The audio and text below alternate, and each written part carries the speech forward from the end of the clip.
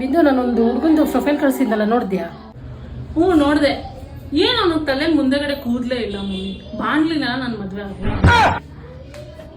ಅದ್ಯಾರನ್ನೋ ಒಬ್ರನ್ನ ಹೋಗಿ ಮೀಟ್ ಮಾಡ್ಕೊಂಡ್ ಬಾ ಅಂತ ಕಳ್ಸಿದ್ರಿ.